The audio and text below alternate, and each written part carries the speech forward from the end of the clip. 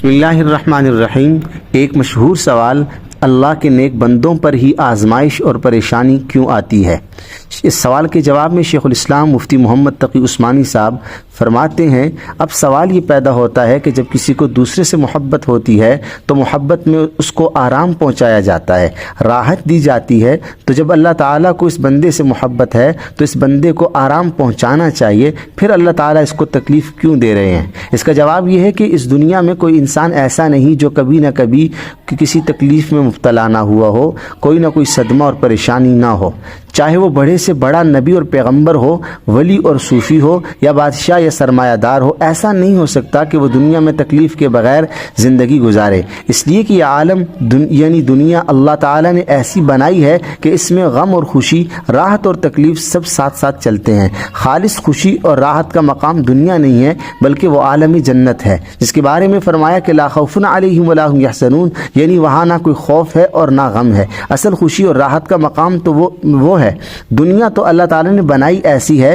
کہ اس میں کبھی خوشی ہوگی اور کبھی غم ہوگا، کبھی سردی ہوگی، کبھی گرمی، کبھی دھوپ ہوگی، کبھی چھاؤں، کبھی ایک حالت کبھی دوسری حالت۔ لہٰذا یہ ممکن نہیں کوئی شخص اس دنیا میں بے غم ہو کر بیٹھ جائے۔ اس دنیا میں کوئی بھی شخص صدمے، غم اور تکلیف سے خالی ہو نہیں سکتا۔ البتہ کسی کو تکلیف کم ہے، کسی کو زیادہ، کسی کو کوئی تکلیف، کسی کو کوئی تکلیف۔ اللہ تعالیٰ نے اس کائنات کا نظام ہی ایسا بنایا ہے کہ کسی کو دولت دے دی، کسی سے دولت لے لی، کسی کو صحت کی دولت دے دی لیکن روپیہ پیسہ کی دولت سے محروم، کسی کو روپیہ پیسہ کی دولت حاصل ہے تو صحت کی دولت سے محروم ہے، کسی کے گھر کے حالات اچھے ہیں لیکن معاشی حالات برے، کسی کے معاشی حالات اچھے ہیں لیکن گھر کی طرف سے پریشانی۔ غرض ہر شخص اپنا الگ حال رکھتا ہے اور ہر شخص کسی نہ کسی تکلیف اور پریشانی میں گھرا ہوا ہے۔ ایک حدیث شریف میں حضور اقدس صلی اللہ علیہ وسلم نے فرمایا، اذا احب اللہ عبدا صب علیہ البلاء صبا، یعنی جب اللہ تعالیٰ کسی بندے سے محبت فرماتے ہیں تو اس پر مختلف قسم کی آزمائشیں اور تکالیف بھیجتے ہیں۔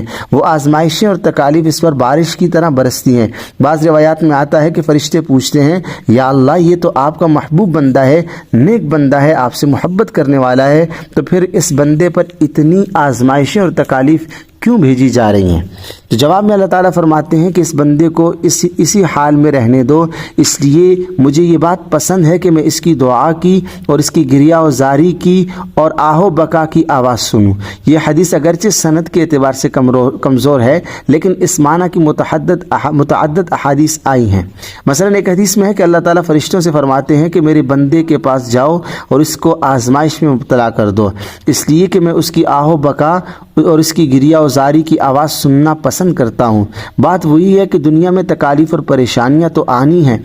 تو اللہ تعالیٰ فرماتے ہیں کہ یہ میرا محبوب بندہ ہے، میں اس کے لیے تکلیف کو دائمی راحت کا ذریعہ بنانا چاہتا ہوں اور تاکہ اس کا درجہ بلند ہو جائے، اور جب آخرت میں میرے پاس پہنچے تو گناہوں سے بالکل پاک و صاف ہو کر پہنچے، اس لیے اپنے محبوب اور اپنے پیاروں کو تکلیف اور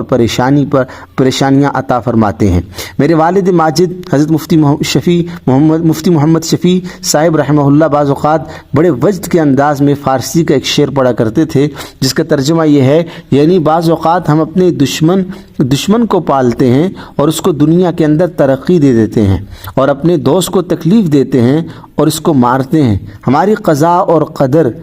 قضا اور تقدیر میں کسی کو چوں چرا کی مجال نہیں، اس لیے ہماری حکمتوں کو کون سمجھ سکتا ہے؟ اصلاحی خطبات جلد 7 صفحہ نمبر 109 اور صفحہ نمبر 117 پر یہ جواب موجود ہے، اور اس جواب کو جمع کرنے والے مولانا عمر انور بدخشانی اسلام اور دور حاضر کے شبہات و مغالطے صفحہ 40 پر اس کو رقم کیا ہے۔ اللہ تعالی ہمیں ہر قسم کی شبہات سے محفوظ فرمائے۔